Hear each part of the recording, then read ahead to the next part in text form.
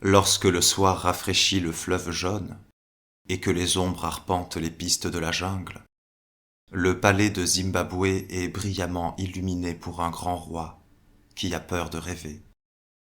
Car seul entre tous les hommes, il a pénétré dans le marais qu'évitent les serpents, et cheminant vers le soleil couchant, a atteint le Veld qui s'étend au-delà.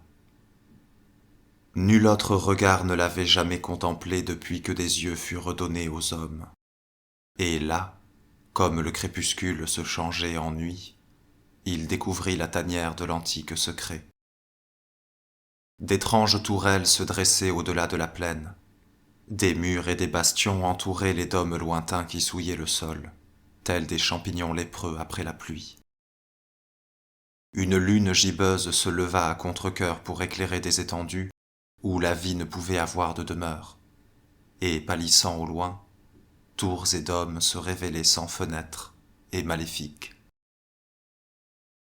Alors celui qui dans son enfance courait sans peur parmi les ruines recouvertes de lianes trembla devant ce qu'il aperçut. Car ici ne se dressaient pas les vestiges d'une cité des hommes.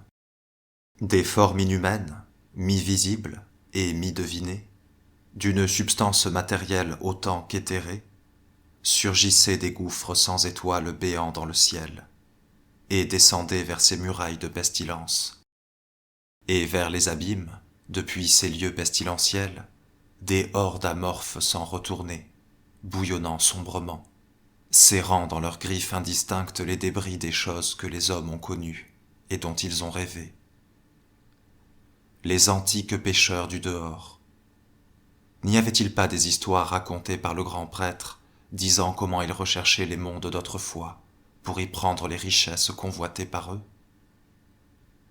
Leur avant-poste secret, cerné par l'épouvante, méditait sur 1 million de mondes dans l'espace, abhorrés par toute race vivante, pourtant préservés dans leur solitude.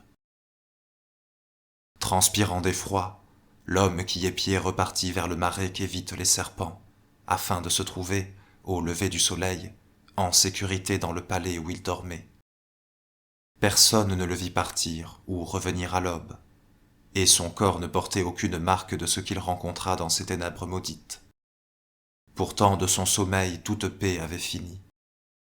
Lorsque le soir rafraîchit le fleuve jaune, et que les ombres arpentent les pistes de la jungle, le palais de Zimbabwe est brillamment illuminé pour un grand roi qui a peur de rêver.